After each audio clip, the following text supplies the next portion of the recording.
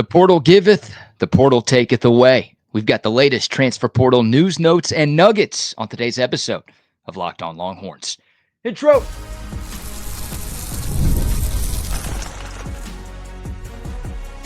You are Locked On Longhorns, your daily podcast on the Texas Longhorns. Part of the Locked On Podcast Network, your team every day.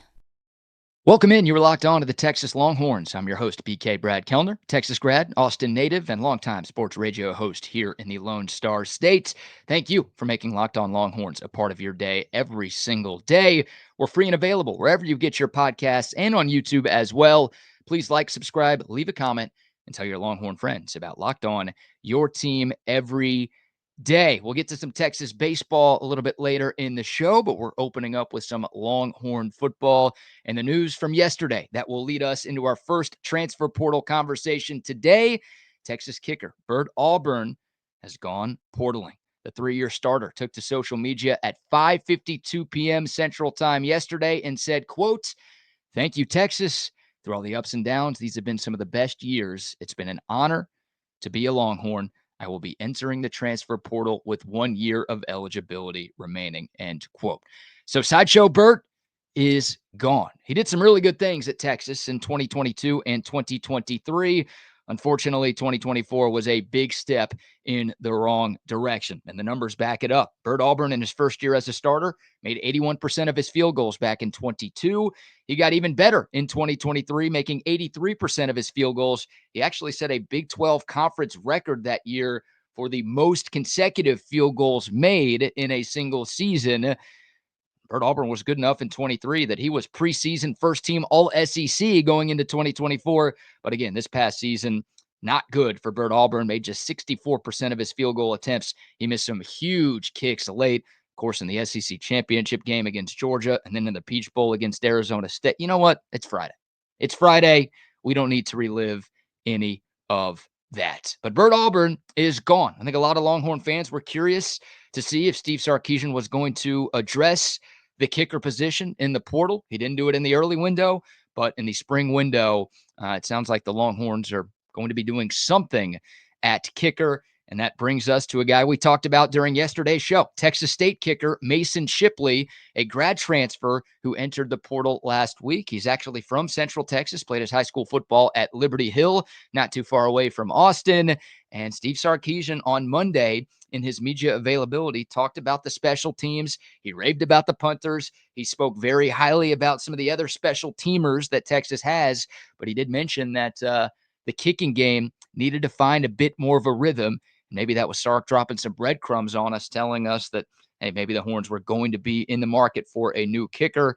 And then it didn't take long. Just a couple of days after those quotes from Sark, Bert Auburn has hit the portal. A little bit more on Mason Shipley, again, a grad transfer. Started his college career at Oklahoma State, spent the last 3 seasons at Texas State. 2 years ago, he was a perfect 15 of 15 on field goals. He set a school record for most field goals made in a single season at Texas State. This past season, he was 15 of 19 on field goal attempts. A little bit worse, but he did drill a 60-yarder in a game at NRG Stadium against Sam Houston early last year. And funny enough, Bert Auburn actually was worse inside domes than he was outside. Those 2 games that I talked about, I said we weren't going to relive them, and here we are reliving them. Bert Auburn was at his worst. Mason Shipley drilled a 60-yarder at the home of the Houston Texans. Shipley was so good 2 seasons ago, he was a Lou Groza Award semifinalist as the best kicker in college football. Last year, going into the season, he was on the Lou Groza Award watch list, but the numbers pretty solid. He's 31 of 35 on field goals in his career. Again, first team All Sun Belt in 2023. So Texas, that's a name that the Longhorns could be interested in. Again, we talked about it yesterday. Inside Texas's Joe Cook actually logged a crystal ball projection for the Horns to land Mason Shipley. That news came a couple of days ago before Bert Auburn entered the portal. Again, you combine what Sark said with that crystal ball projection and the fact that Shipley entered the portal a few days ago. All of that is maybe indicating exactly what is about to happen at the Texas kicker position. Apparently, Oklahoma could be in on Mason Shipley as well. So I don't know if this thing is in the bag just yet, but I trust Joe Cook, and I would think with 1 year of eligibility remaining, Mason Shipley would want to stay a little bit closer to home than going up to Oklahoma. If he's smart, he'd play for Texas instead of OU. Come on. I think if Texas wants Mason Shipley, by the way, he is going to end up in Austin. If Texas doesn't want Mason Shipley, maybe Will Stone is the guy. He's been the kickoff specialist here for the last few years. We haven't seen him attempt a field goal, but he did kick the 2 extra points that Texas had in the college football playoff game against Ohio State. And Will Stone was a great kicker in high school. Went to Regents High in the Austin area. He was a top 5 kicker recruit in his high school class. He had a 5-star ranking from Cole's Kicking, whatever that is. And again, Steve Sarkisian trusted him in the Cotton Bowl to be the starting kicker. Now, Texas did not attempt a field goal in that game. Would it have been Will Stone? Would it have been Bert Auburn? We'll never know. But maybe Steve Sarkisian and Jeff Banks, they trust Will Stone enough to be the guy. I doubt that's the case. Again, I really believe that Mason Shipley is going to end up as a Texas Longhorn. And hey, Shipley's have been pretty good here in Austin. So I wouldn't be complaining about that. And I don't think any Texas fan would be complaining about getting an upgrade at the kicker spot with what we saw down the stretch in 2024. So no more Bert Auburn hair, no more scholarship Bert, sideshow Bert. Sometimes it was S-show Bert's. He is leaving. Best of luck to him, and we will see what happens. Maybe we'll get some news about Mason Shipley at some point this weekend. Another bit of transfer portal news. This one a bit less ideal. We've talked about the Longhorns being in the market for 1, maybe even 2 more defensive linemen, I should say, even though the Longhorns already added 3 defensive linemen in the early portal window. Steve Sarkisian last week talked about being a little bit short on scholarships for the defensive line room. So Texas could be looking for 1, if not 2 more players there. The Longhorns actually had somebody on campus for a visit yesterday. It's former Maryland defensive lineman Levon Johnson, 6'2", 311, had 284 career snaps at Maryland the last 2 seasons. Didn't put up crazy numbers. He was more of a rotational piece on the Terps defensive line, just 14 tackles and a half of a TFL this past season. A big body, though, a guy who would have fit in somewhere in this Texas rotation. Again, he was on campus yesterday, but this morning he announced that he is committing to Bill Belichick and North Carolina. So scratch him off the list. That still feels pretty weird to say, right? Bill Belichick coaching at North Carolina, or just coaching in college football anywhere. But the hoodie was able to land Levon Johnson, who was also looking at A&M, looking at Ole Miss, looking at Indiana. He had a few schools on his radar, but ultimately he ends up going to Chapel Hill. So Texas will have to regroup.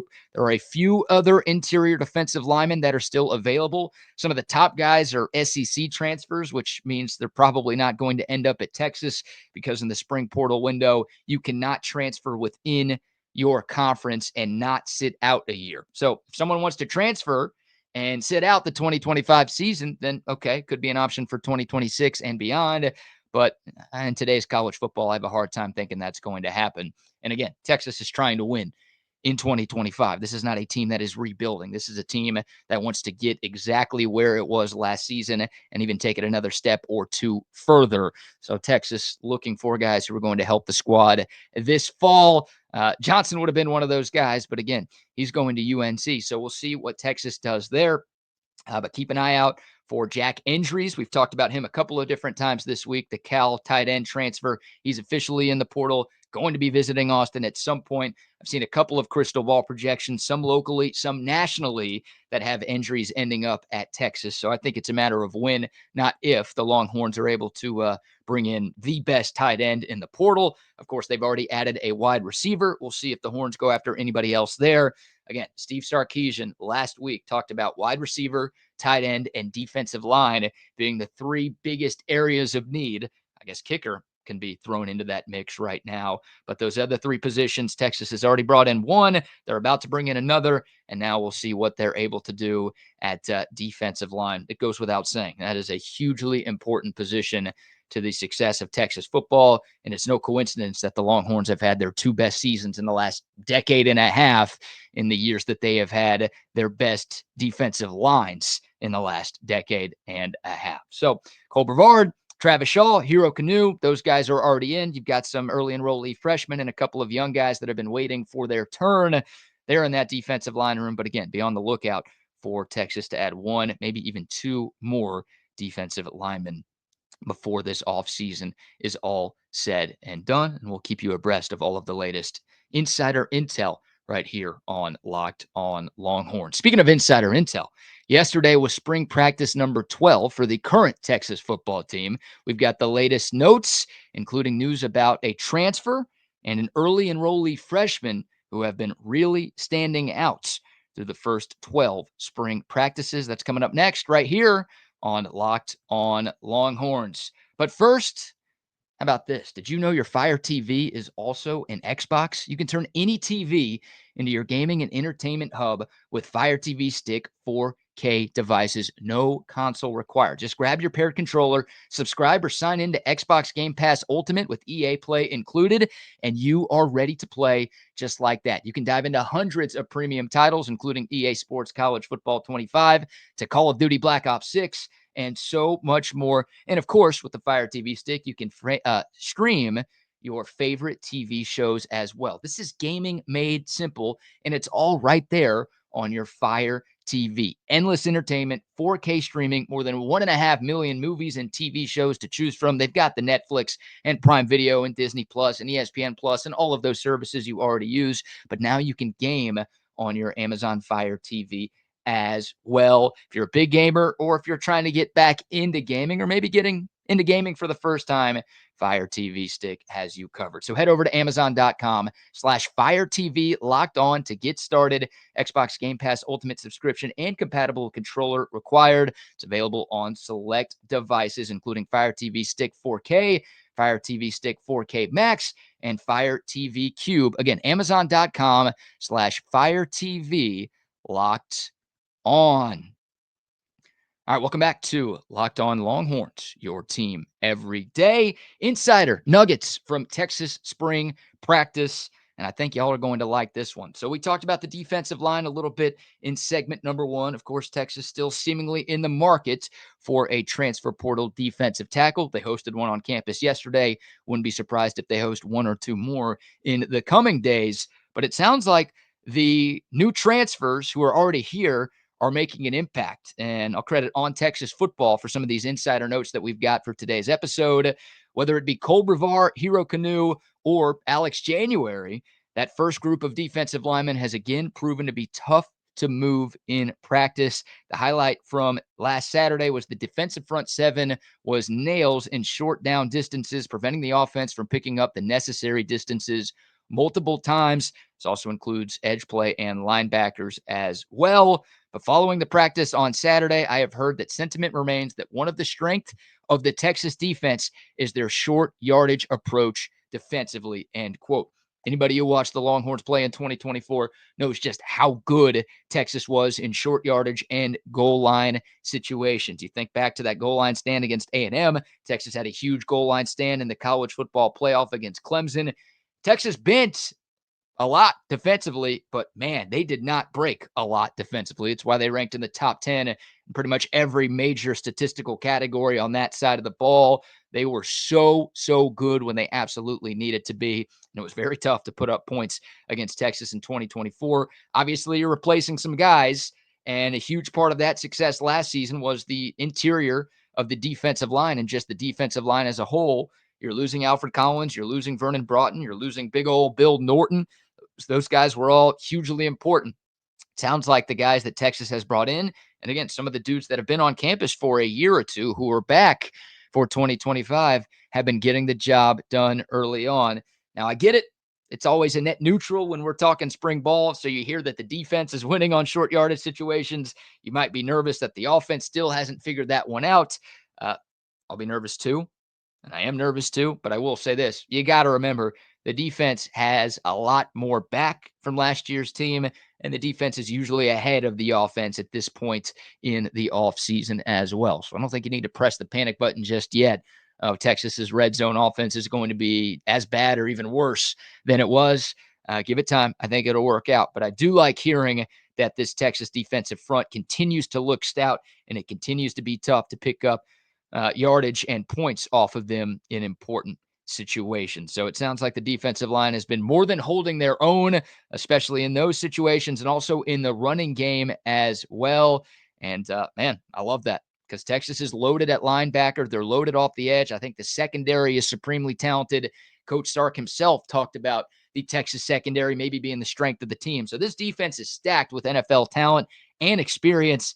The biggest question is, can you get similar production from your big guys up front like you got in 2023 with Sweat and Murphy, and then last year with Collins and Broughton? If there's no drop off there, this Texas defense should be one of the best in the nation once again. So love that. Defensive line, hold the fort, let those linebackers and secondary players make some things happen. Another nugget from On Texas Football. How about this quote? Cole Brevard is a freak, end quote. That works. We're looking for freaks. We're looking for war daddies. We're looking for disruptive forces at defensive tackle. You know, Brevard played at Purdue the last couple of years. I don't know how many of y'all were watching Boiler football. I know I wasn't. No offense, Hudson Card. Purdue's been one of the worst teams, maybe the worst team in that league the last few seasons.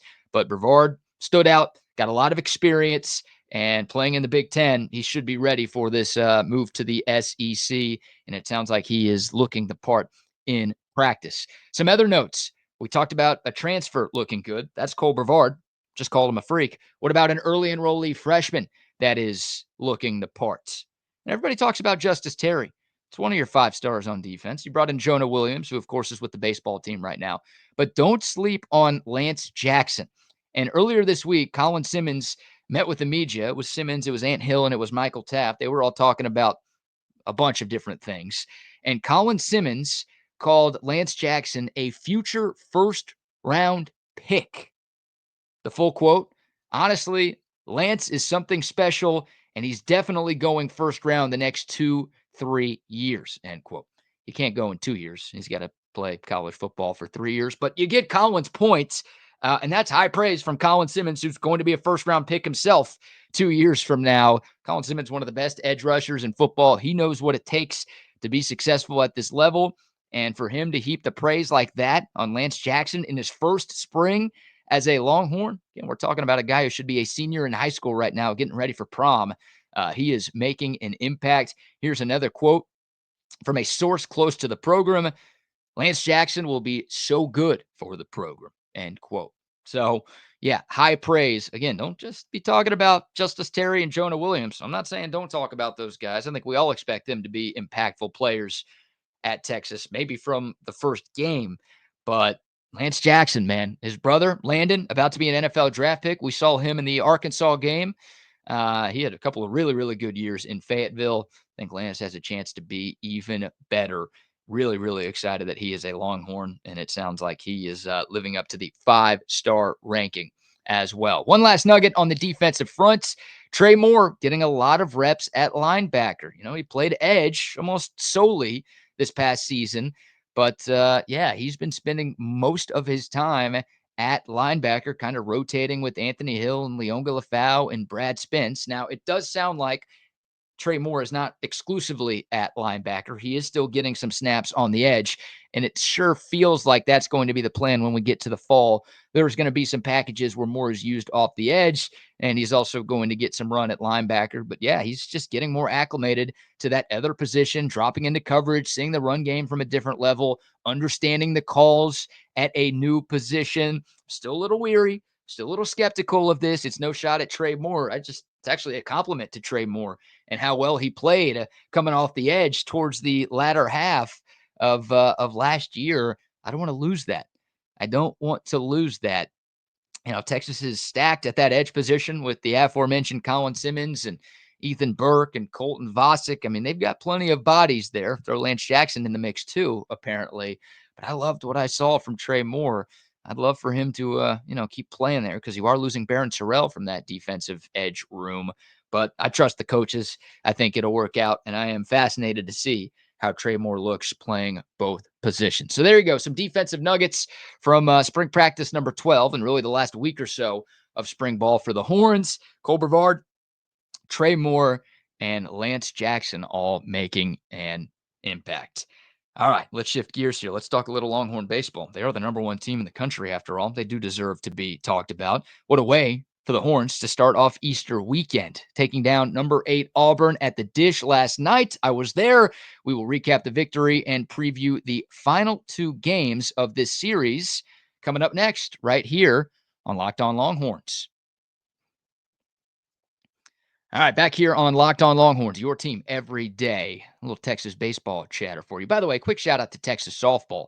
The Longhorns dropped from number 1 to number 3 in this week's softball rankings, but how about a walk-off grand slam to take the series opener against number 9 LSU at McCombs Field?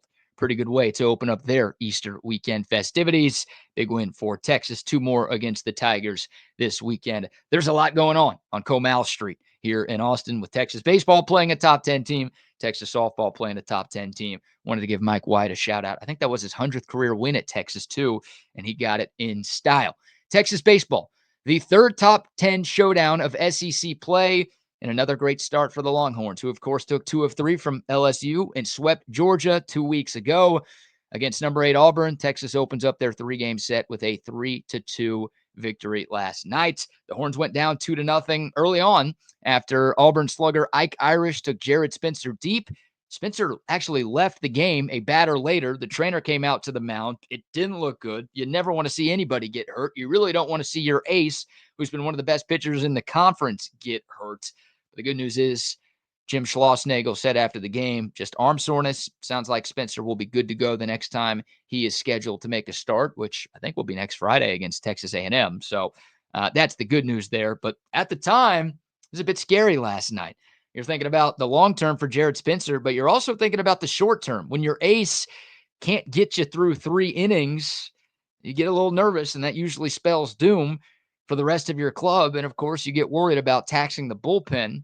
Well, the good news is Texas has a couple of studs in that bullpen named Max Grubbs and Dylan the Praying Mantis Volantis. I don't know if that's God-given, but I do like that nickname for the freshman left-hander who rocks the number 99. Max Grubbs, the story of the day, though. 4 1/3 scoreless innings in relief, gave up just 3 hits and a walk, had 3 strikeouts after coming into the game on pretty short notice, replacing Jared Spencer, who, again, lasted only 2 2/3. Max Grubbs almost got killed on the mound last night. You know, it's funny. I left my seat for like 10 minutes to walk around the ballpark last night. And, you know, they've got the Craig Way radio call on when you're walking around the Dish. Went to go get some food and look at the shops and see what was there.